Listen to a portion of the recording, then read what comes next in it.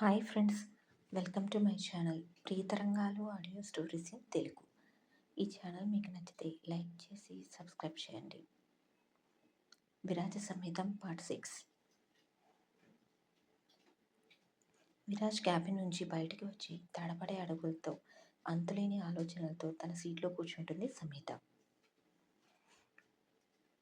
Work start చేసింది కానీ మనసు వర్క్ మీద నిలవడం లేదు. ఎంతసేపటికి విరాజ్ హక్ చేసుకున్నదే గుర్తుకు వస్తుంది. ఆ ఫీల్ తలుచుకుంటేనే ఒళ్ళు జల్లమన్నట్లుగా అనిపిస్తుంది.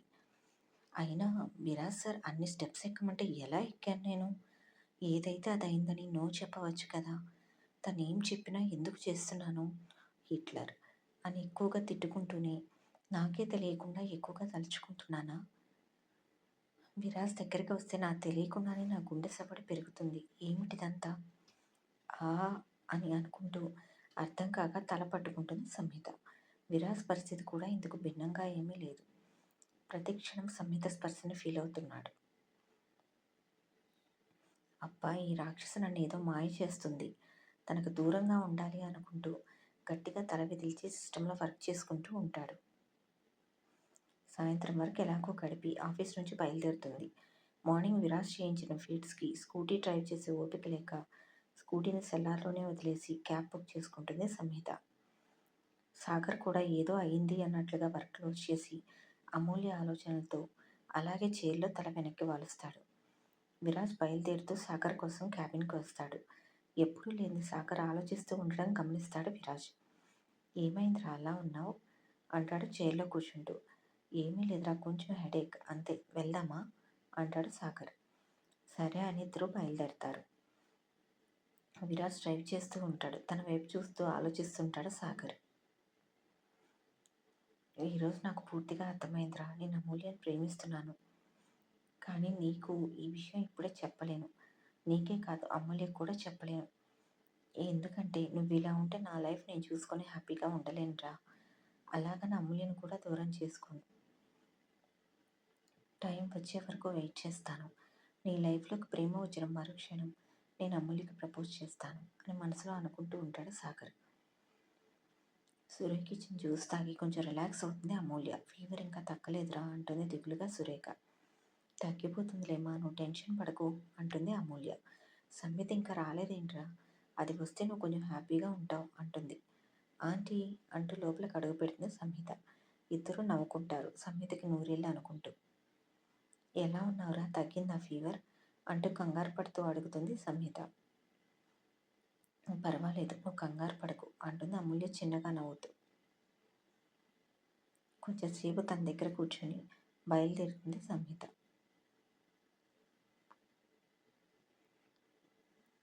జాగ్రత్త, కేర్ఫుల్గా డ్రైవ్ చేయి అంటుంది అమూల్య. దేన్ని డ్రైవ్ చేయాలి, నేను స్కూటీ ఆఫీస్లోనే వదిలేసి వచ్చా అంటుంది సంహిత.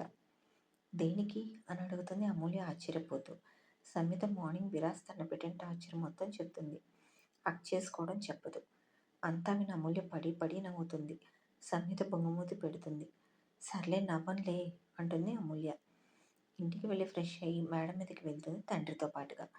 ఏమీ మాట్లాడకుండా ఆలోచిస్తున్న సంహితను చూసి, ఏంటి ఈరోజు నా బంగారు తల్లి ఏమీ మాట్లాడకుండా అంత ఆలోచిస్తుంది అంటాడు. మార్నింగ్ జరిగింది చెప్తామా వద్దా అనుకుంటూ ఉంటుంది.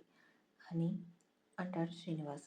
ఏమీ లేదు, కొంచెం హెడేక్గా ఉంది శ్రీను అంటూ తన వడిలో పడుకుంటుంది. మార్నింగ్ జరిగిందంతా చెప్పి శ్రీనివాస్ను బాధ పెట్టడం సంహితకి ఇష్టం లేక ఏమీ చెప్పదు. తర్వాత రోజు కూడా ఫీవర్ తగ్గకపోవడంతో అమూల్య ఆఫీస్కి రాదు. సంహిత వర్క్ చేసుకుంటూ దాహంగా ఉండడంతో వాటర్ కోసం లేచి పక్కకు వస్తుంది. కారిడార్లో ఒక వ్యక్తి ఎవరితోనో అడతిరిగి మాట్లాడుతూ ఉంటాడు. సంహితను చూసుకోడు వెనుక. ఎట్టి పరిస్థితుల్లో ఈసారి ఆ టెండర్ మీదే, నేను చూసుకుంటాను, అది విరాజ్కి రాకుండా అంటూ మాట్లాడుతూ ఉంటాడు. అదంతా విన్న సంహిత ఆశ్చర్యపోతుంది షాక్తో. వెంటనే తనకు కనబడకుండా వచ్చి ప్లేస్లో కూర్చుంటుంది.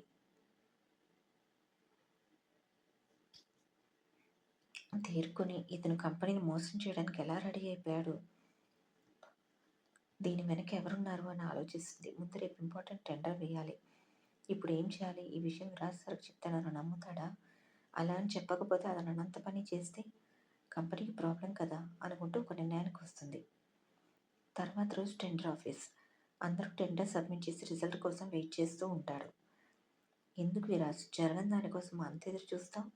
నీ వల్ల కాదు ఈసారి టెండర్ సొంతం చేసుకోవడం అంటూ నవ్వుతాడు జగదీష్ వికృతంగా. విరాజ్ కోపం వస్తుంది. సాగర్ ఆపుతాడు. ఇది సమయం కాదని తమాయించుకుంటాడు విరాజ్. టెండర్ వర్మ గ్రూప్కి వచ్చినట్టు డిక్లేర్ చేస్తారు. సాగర్ విరాజ్ హ్యాపీగా ఫీల్ అవుతారు. అది విని ఆశ్చర్యపోతాడు జగదీష్. కోపంతో రగిలిపోతూ అక్కడి నుండి వెళ్ళిపోతాడు. టెండర్ అమౌంట్ విని సాగర్ వైపు చూస్తాడు విరాజ్ అర్థం కాక. సాగర్ చిన్నగా నవ్వుతాడు. విరాజ్ ఓకే అని తల ఊపి ఫార్మాలిటీస్ క్లోజ్ చేయడానికి వెళ్తాడు. సాగర్ ఫోన్ తీసుకుని ఎవరికో మెసేజ్ పెడతాడు. అది చూసి అవతలి వ్యక్తి హ్యాపీగా ఫీల్ అవుతారు. ఆఫీస్కి తిరిగి వచ్చాక విరాజ్ క్యాబిన్లో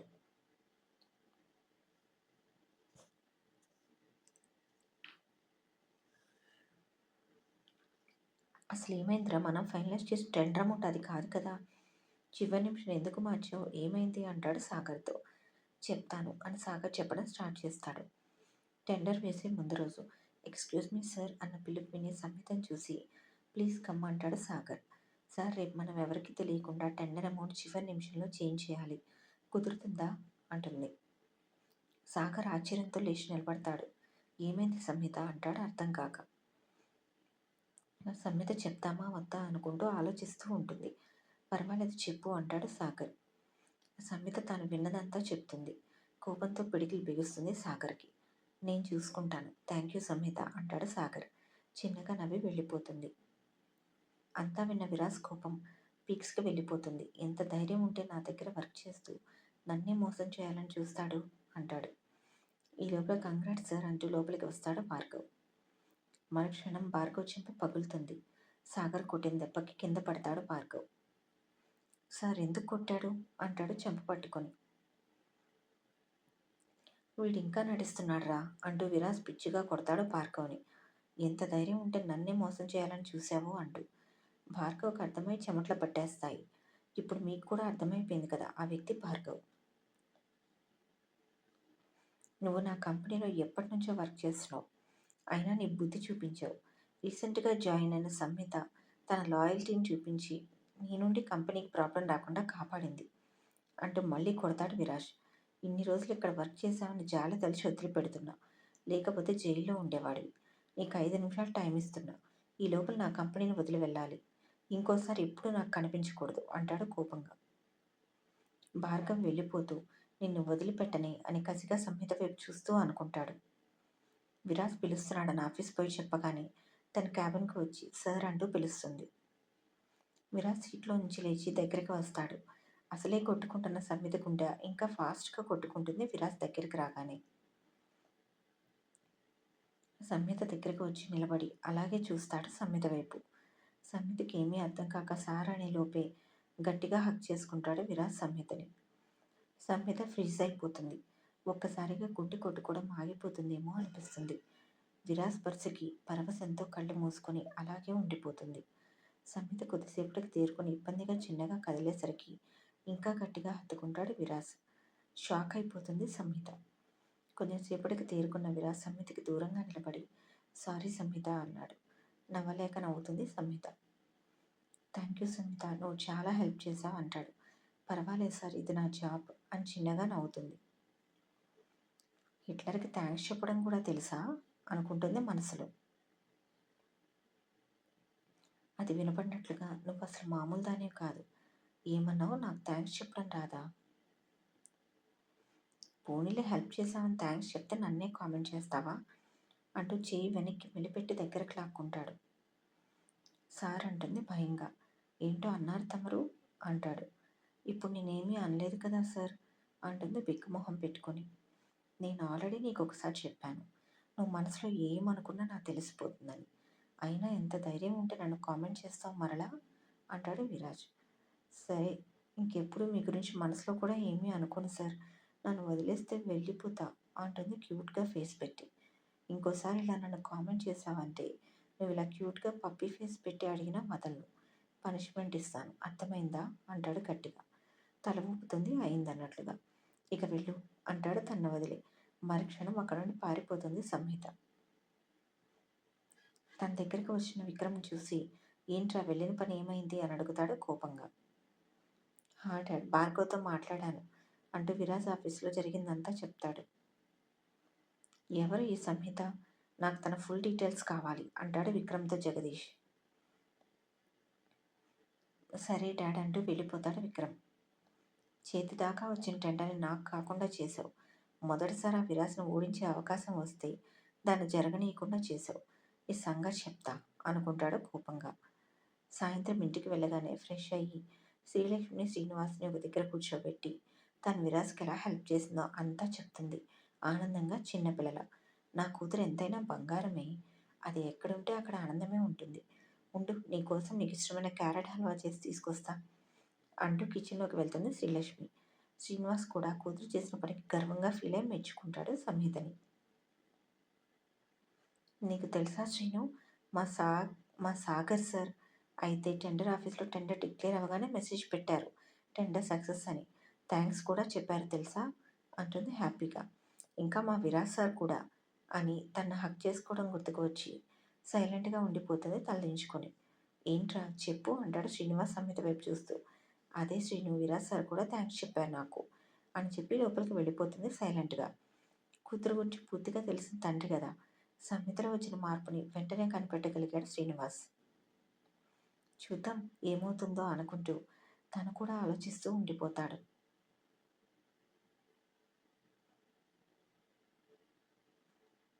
మనల్ని ఎక్కువగా ప్రేమించే వ్యక్తికి మన ప్రతి ఫీలింగ్ అర్థమవుతుంది చెప్పకుండానే. అలాగే అర్థమైంది శ్రీనివాస్కి కూడా. ఆఫీస్లోకి ఎంటర్ అవ్వగానే క్యాబిన్కి వెళ్ళబోతూ అమూల్యం చూసి ఒక క్షణం ఆగిపోతుంది సాగర్ అడుగు. ఎక్కడ లేని ఆనందం వచ్చేస్తుంది సాగర్కి. వెంటనే అమూల్యం తన క్యాబిన్కి పిలుస్తాడు. అమూల్య లోపలికి వచ్చి సార్ అంటుంది. ప్రేమగా చూస్తూ అమూల్య వైపు అడుగులు వేస్తాడు సాగర్. తను ఎందుకు అలా చూస్తున్నాడో అర్థం కాదు అమూల్యకి.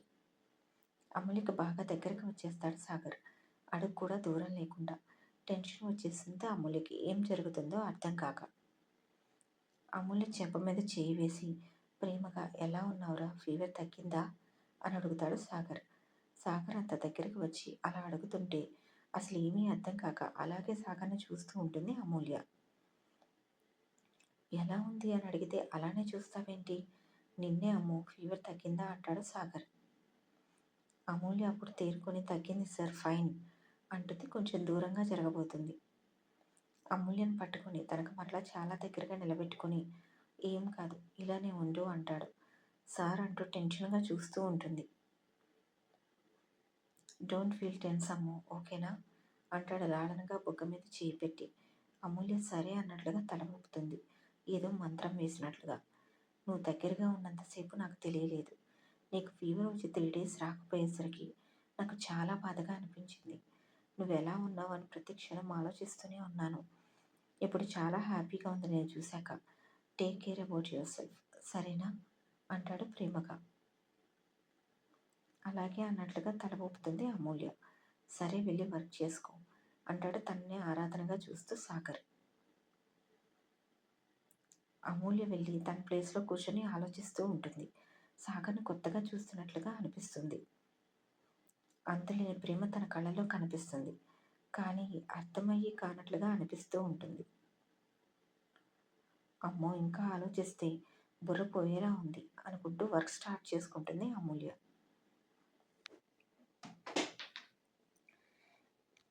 రోజులు గడుస్తూ ఉంటాయి.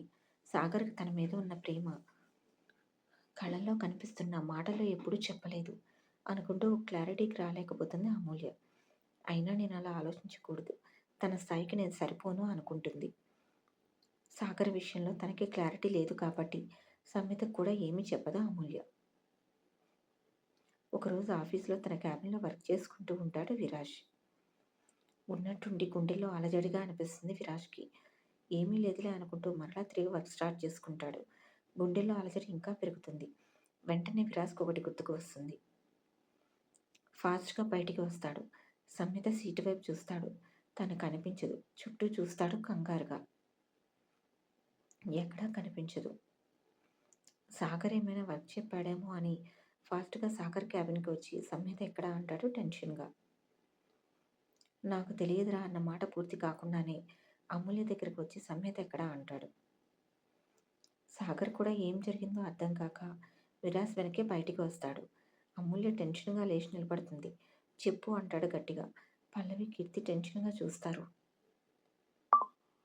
ఐస్ క్రీమ్ తినడానికి వెళ్దామని అడిగింది సార్. నేను వర్క్ ఉంది అయ్యాక వెళ్దామన్నాను. లేదు నువ్వు వచ్చి జాయిన్ అవ్వు నేను వెళ్తా అని ఎదురుగా ఉన్న ఐస్ క్రీమ్ పార్లర్కి వెళ్ళింది అంటుంది. విరాస్ కోపంగా బయటికి వెళ్ళబోతూ అందరూ తన వైపే చూస్తుంటే డూ యువర్ వర్క్ అంటాడు కోపంగా. అందరూ తలదించుకొని వర్క్ స్టార్ట్ చేసుకుంటారు. అమూల్యకి ఏం జరుగుతుందో అర్థం కాక వర్క్ దగ్గర నుండి లేస్తే విరాస్ అరుస్తాడని సైలెంట్గా కూర్చుంటుంది. సాగర్ నేను చూసుకుంటాను అన్నట్లుగా అమూల్య వైపు ఒకసారి చూసి విరాస్తో పాటే వెళ్తాడు. విరాస్ స్పీడ్గా బయటికి వస్తాడు. సంహిత అప్పుడే ఐస్ క్రీమ్ తినేసి అమూల్య ఇంకా రాలేదని తాను బయలుదేరుతుంది. ఈ స్టోరీ నచ్చితే సబ్స్క్రైబ్ చేయండి ఫ్రెండ్స్.